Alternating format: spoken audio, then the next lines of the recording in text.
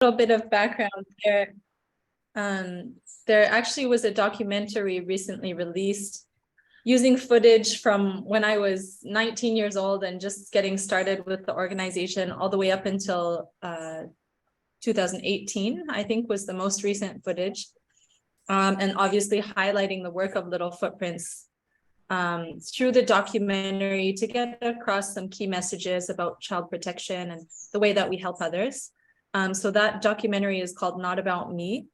And I just thought it would be a nice add-on to the introduction to play the trailer of that documentary.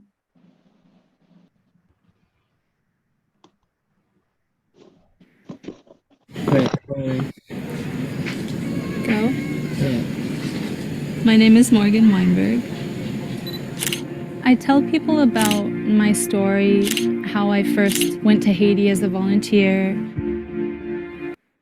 What I do want is people to understand how much we can impact other people's lives, but I don't want people to go and do what I did.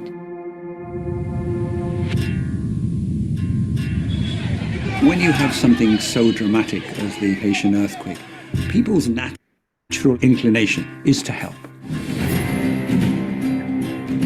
I showed up at the orphanage and asked if I could live there with the kids. When someone volunteers in an orphanage, they inevitably have good intentions, but it's a recipe for disaster. If you just roll up with goodwill and a bit of money, you may do some good, but the chances are you may not.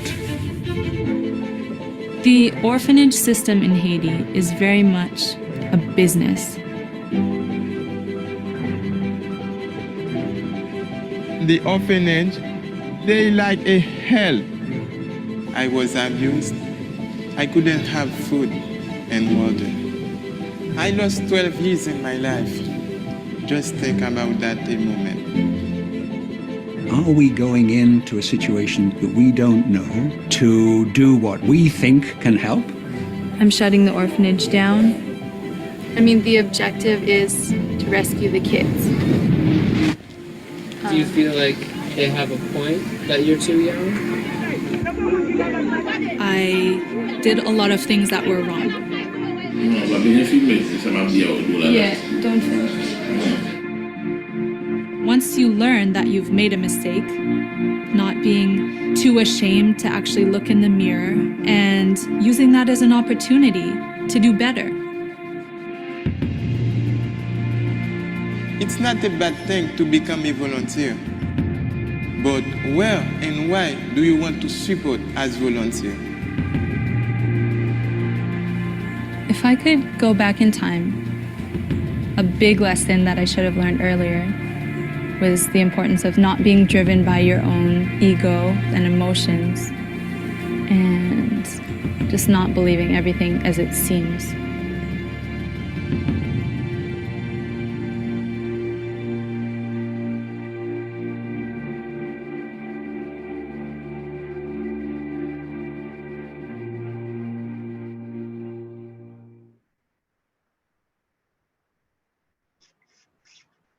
Thank you. So I do have a little presentation that I'll share. Are you guys seeing my screen? Okay. So I'm really glad to connect with you guys. Rotary clubs have been so supportive of my own journey and Little Footprints since I was very young, so for many years. And I've had the pleasure of connecting with Rotary clubs in many different countries, and it's always just some very genuinely kind people. So it's always a pleasure for me.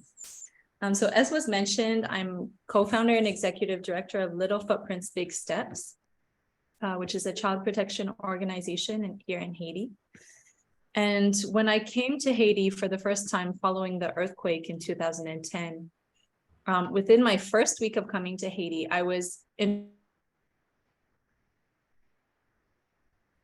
but this was just, it was just the worst conditions I've seen any human beings living in. And I didn't feel, I'd intended just to come to Haiti for 1 month as a volunteer. And here I am over a decade later. I didn't feel that I could just return to Canada and forget, what I'd seen, and knowing that the kids would still be in those conditions. So I did return to Canada. I ended up deferring from university. I was valedictorian and had full scholarships to McGill. But I ended up instead working several jobs, and with the objective of saving up to help the children in that orphanage. And when I was 19 in 2011, I returned to Haiti. Now, the first time I had gone with a mission organization, but when I returned in 2011, I just came independently and actually went and lived alongside the children in that orphanage for 5.5 months as the only foreigner. And through that experience, I started to learn the local language of Creole, Haitian Creole. I also learned a lot about the reality of the orphanage system. And now the children in this orphanage were being severely neglected. They were being abused, both emotionally and physically. Children were even being trafficked from that orphanage, and children who I know ended up dying in that orphanage. But what was so shocking to me, even aside from the abuses, was that as I started to speak the language, I learned that these children all had families. They all had living families. So they weren't orphans in the sense that we often understand the word, but they were what we call poverty orphans. The orphanage owner would go into vulnerable communities and speak in churches and whatnot, talking about her orphanage and essentially convincing people to give up their children and recruiting children and taking them away from their families. Because the perception of these parents, seeing so much aid being funneled into institutions like orphanages, is that if their child is in the orphanage, they'll have a chance of getting that support. But unfortunately, most orphanages, and this is not just in Haiti, but actually globally, over 80% of children living in orphanages have living families. And they're simply in orphanages because the parents have the perception that the kids will have more access to aid. Unfortunately, the reality is often quite different in the orphanages. And many orphanages operate as a for-profit business, exploiting the children to get donations. So the greater the level of neglect those children are living in, the more it's going to pull on the heartstrings of people visiting to donate. So it's a vicious cycle where the children are being exploited. This orphanage that I lived in, there were at least 5 or 6 major NGOs supporting the orphanage. But I personally witnessed, items being donated to that orphanage being sold by the orphanage owner for her personal profit and taken away from the children. And unfortunately, that was one of over 750 orphanages in the country of Haiti, which the social services actually evaluated in 2018. And of those 750 orphanages, only 35 met the minimum standards of care. Only 35 are actually operating legally. And again, over 80% of children in these orphanages have living family. So once I discovered that the children have living family and they were being so badly abused in the orphanage, I started to reconnect them with their families. And this was really how Little Footprints, Big Steps started, with the objective of protecting children by helping them reconnect with their families.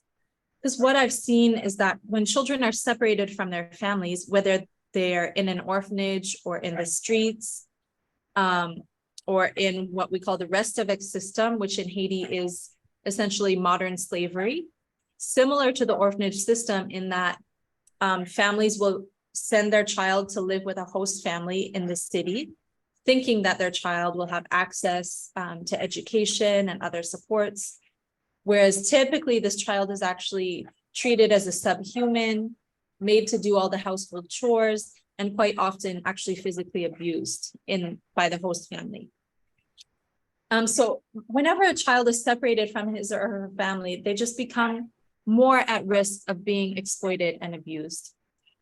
So this was really why Little Footprints started, with the objective not only of reuniting children with their families, but then following up to address the root causes of why they were separated in the first place.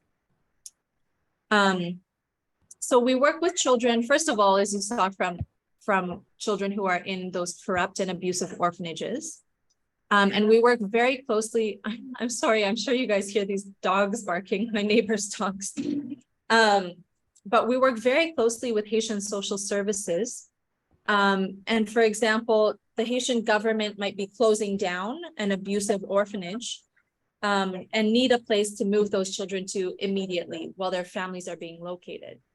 So we do operate a transitional safe house where children can receive immediate care while we're locating their family and preparing them for reunification. So we always specify that the safe house is different than an orphanage because it's transitional in nature. But for example, there was an orphanage recently that social services shut down because the pastor running the orphanage was actually sexually abusing the children in his care. And some of the girls ended up running away. So we were able, for example, to receive those girls immediately in our safe house, start having them get medical care, psychological support, know that they're in a safe space while their families are being traced. And most often the biological families have no idea of the abuse that the children are suffering. In addition to children coming out of those corrupt orphanages, we also work with children from the Restavik system, which, as I mentioned, is modern slavery.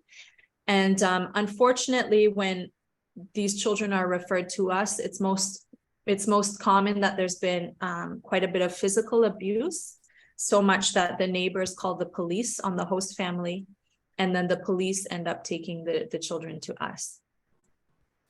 In addition, we work quite a bit with street children.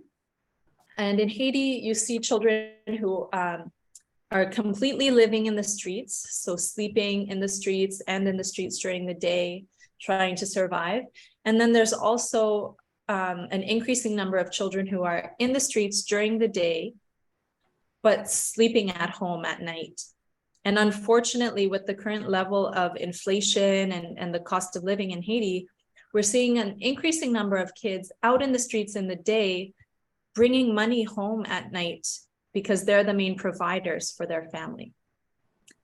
And I'm sure you've seen in the news recently, there's been quite an escalation of gang activity in Haiti.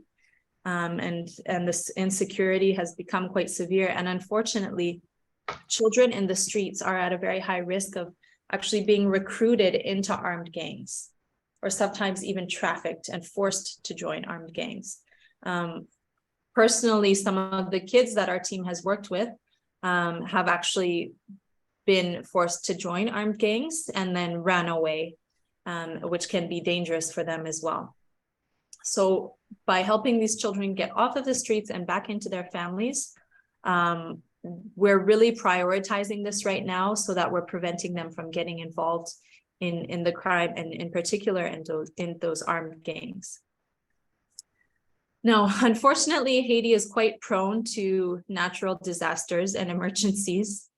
We've experienced quite a few hurricanes, and we had another major earthquake in 2021 that hit us here in the south of Haiti, where the Little Footprints is based.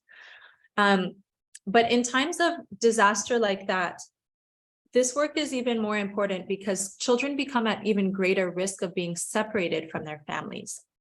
And in addition to that, Little Footprints actually works in over 44 different communities. We're a small but mighty team. So it's myself is the only foreigner here in Haiti, but I do have a team of about 20 incredible and super dedicated Haitian staff. And we actually do outreach to families in over 44 different communities, because wherever a child is reunited with his or her family, we continue to follow up. And what happens is, in times of disaster relief or emergencies, we're really well positioned to provide relief because we already have those relationships with community leaders and families in vulnerable areas. Now, I've spoken about, the children, the different types of children we receive in the safe house and the process of seeking their families and reuniting them. But that's really the first step in the process of reunification. I always say there's a reason why the children were separated from their families in the first place. And typically that reason is poverty. Parents can't afford to send their children to school, to feed them. And when they send them to an orphanage or to a host family, or when the child goes out in the streets, it's because their needs aren't being met at home and they're seeking to have them met elsewhere. So it's so important after we reunite the children with their family that we strive to change the family's situation and resolve the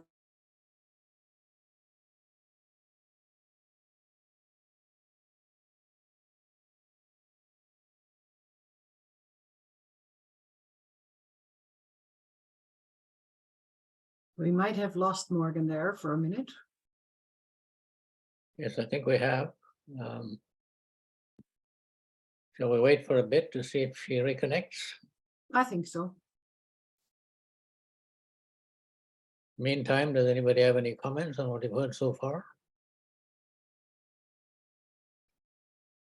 It is very impressive how young she is, and of all the life learning that she's done already, I am just amazed. Yes, it's very, very Totally impressive. amazed. Oh, there she's back, I think. Are you back? No, I don't think so. No. She may be trying to reconnect, Ellie. Yeah, I I'll think so, watch. yes. Well, it's very, very disturbing to hear how the system was being used in such a negative way. I had no Not being idea. exploited. Yeah. What she's doing is impressive, but I'm also wondering when I was going to ask her about the risk factor in doing all this, because the people who are running these so-called orphanages probably don't want anybody interfering in their system. So Does it's probably endangering herself doing this kind of thing. Yeah. She coming back, Ellie? No? Not yet.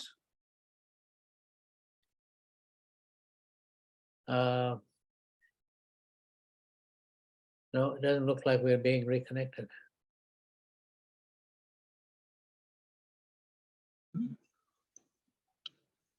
Well, we'll give it a few minutes.